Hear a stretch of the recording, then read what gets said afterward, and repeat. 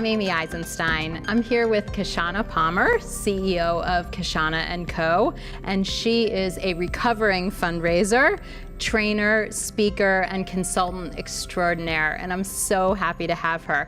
Hi, Kishshana. Hey, Amy. How are you? I am so glad to be here with you. Good. Well, we are going to talk about some important topics today. We're going to talk about recruitment and race. So talk about what's on your mind lately. Yeah, you know, for me, I think I spend most of my time working with some really great organizations, and one of the things that I see folks really struggling with is finding and keeping great talent. Yeah. You know, and I know it's sort of like a duh, like that's like the test of the ages, right? Yeah. But like, what are we really going to do about the challenge that there are really amazing people out there who want to come into our sector, who are ready to do some really fantastic work and help us create some amazing runway for our organizations to activate mission, but we just can't seem to connect the dots.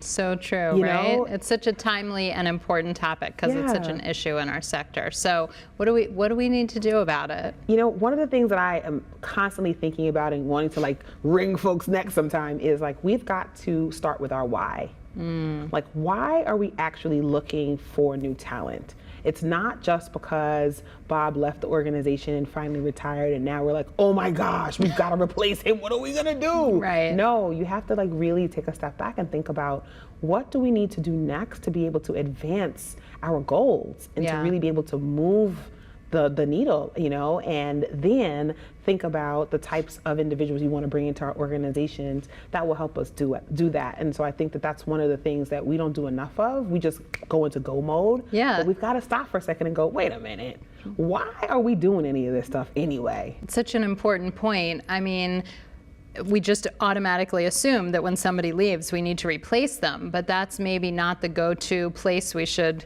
start at. And think about this in terms of succession planning and thoughtful process of why we have the staff we have. Great. What else? Absolutely.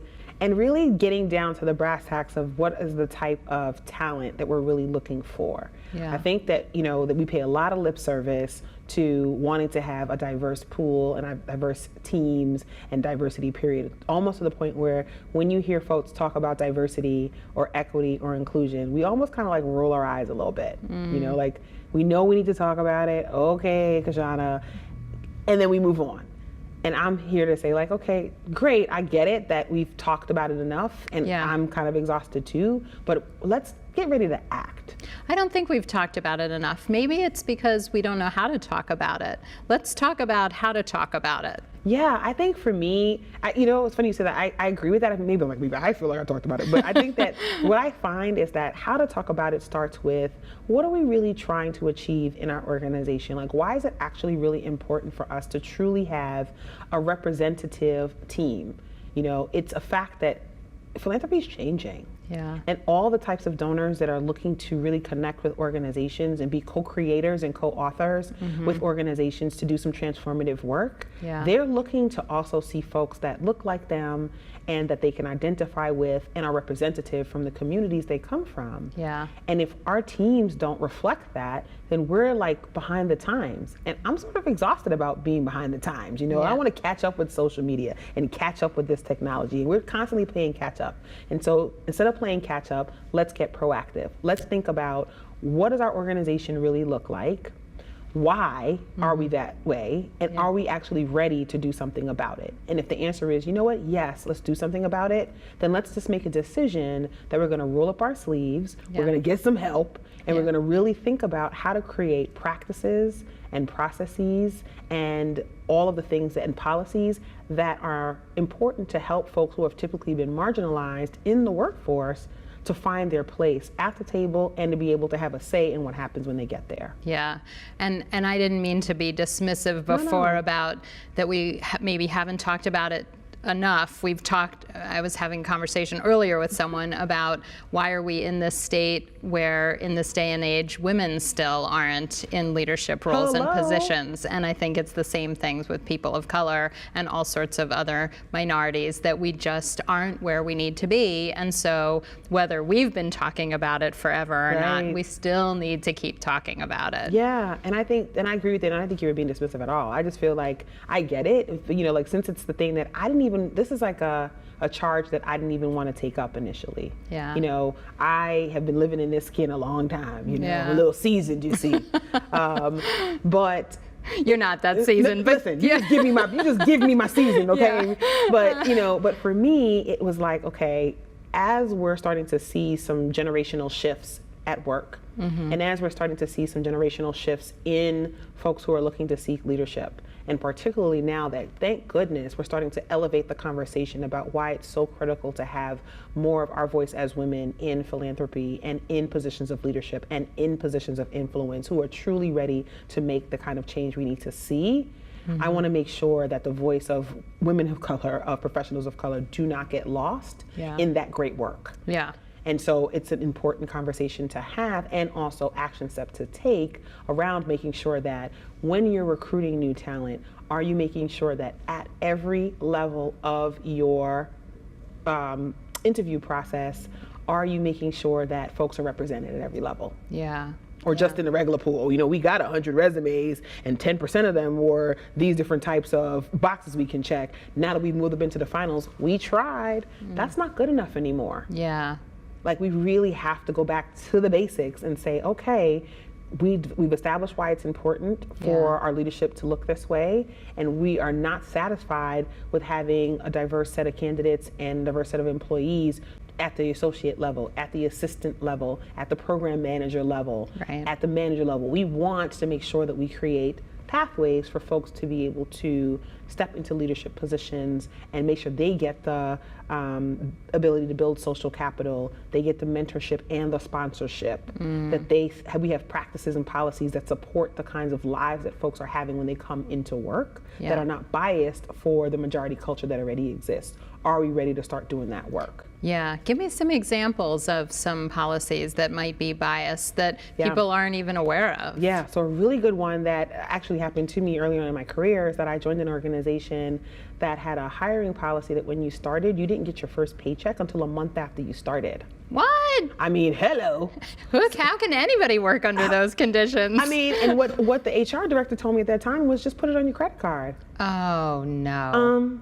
Everybody, I just want to say this for the record, does not have a credit card with thousands and thousands of dollars on it. And there are lots of folks who do not live in the credit economy and don't use credit cards. Was this a nonprofit organization? Yes, oh, absolutely. That breaks my heart. It breaks my heart. And so it'd be things like, oh, just put that on your credit card and we'll reimburse you. Right. So you want me to make a charge for a travel trip for a donor right now that I have to wait until I get the statement, and then I wait 3 more weeks after that for you to then reimburse me? That's a great point. And I think it's not just at the beginning of a job, it's throughout the job, right? Yeah. And so then it ends up leaning bias towards folks who can afford, right? I use that word in quotation marks, afford, or have the type of credit or disposable income or whatever to be able to make those types of decisions. Right. If you're not able to do that, which is not a lot of people in the nonprofit sector in general. But if you're in a position to do that, and then there are folks who can't, then all of a sudden, we start to give the eyes. Oh, you're not able to put your flight on. Oh, you can't book the whole conference and be reimbursed 8 weeks from now. So those kind of policies, typically, so financial policies are one, pay cycles are another, how people are able to take their personal time off is another. So lots of our... Go into detail on that one. For example, like when people are allowed to be able to go take time off with their families, how they're able to access the time. There's some organizations that have started to become very great about having sort of open-ended policies about family leave, and not just the legal stuff, not the unpaid time, but actually like you can go ahead and leave work at 4 o'clock if you need to pick someone up, and nobody's going to be looking at you at the side of their eye, versus somebody else who can stay till 6. So flexibility around how you use your time is another another one that favors folks, for example, who don't have children. Clearly. And it does not favor folks, for example, who do, or who are caregivers, have to take care of parents, or et cetera. And so just even thinking about just like the way that we live and work, and how policies like that, for example, will show up, that'll bias folks who have the ability to do more. Right. And it doesn't bias, and you know, it sits against folks who can't do those similar things. So those are some of the things that I've seen. Those are great examples. So what steps can organizations take who are now aware of the issue but don't really know how to proceed? What are some next steps that they can take in addition to looking at some of these policies? Yeah, I think like really bringing people to the table to have conversations about what's working. So one of the things that I love is if not just doing an anonymous survey internally, because sometimes the surveys really don't bubble up to the surface what's really happening in the subcultures of your organization, particularly for potentially marginalized or actual marginalized groups. Okay. And so bringing in some external folks to be able to help with that, looking at external data about what actually happens in organizations when you have policies or practices that favor dominant culture in your organization over others. Okay. That's the first step, I think, or one of the first steps you could take. Okay. Not just doing a diversity treat and bringing in some trainer to talk to you guys for 8 hours and you feel good and your heart is warm and then you can just go on with life. No, but being able to start to look at actionable steps. I pick policies, for example, because those are the things that sort of live on in perpetuity. Yeah. You know, just like dress codes, things that live on forever. Yeah. And so starting with the places that are going to have impacts on the way people get paid, on the way people live, on the way people are hired. Yes. In the hiring practice, for example. Recruited too, right? You know, Yeah. oh, I don't know if they're going to be if they're going to fit. And I always say, the minute you say, oh, I don't know if they're going to be fit, most people lean back when they do it. Yeah. That's your implicit unconscious bias coming in right there. Right. Yeah, so how do we get out of that fit, right? Because we want people who are going to be a fit, but that tends to recruit people that look and sound just like us. Absolutely. So how do we break that? I think for me, the way I've been in, and granted, believe it or not, I've struggled with this myself as a hiring manager. Yeah. So I am not immune to any of this stuff. Really being able to focus on core competencies. What does the job require? I mean, you know, how many job descriptions have we looked at over the years that are just like a running ticker tape of tasks? Yes. Not a responsibility to be seen, you know? And so are we looking at core competencies and saying what is actually necessary for the role? Going back to that why, right? And then what are the types of individuals that would have those types of core competencies? Right. They may not look like fundraisers from this particular type of fundraising shop or that particular fundraising shop. Yeah. They may not necessarily even be quote unquote traditional fundraisers. Yeah. But if you focus on the competencies necessary to be successful in the role, then you start to be a little bit more flexible on the types of individuals that get to come party with you and get to come to the table. Yeah. And then you test for the work. And so instead of asking about, you know, well, you've got to be able to close 7-figure gifts in order to be able to do this or do that, and getting hung up on certain hard skills you need to have. Let's be honest, okay? Yeah. All right?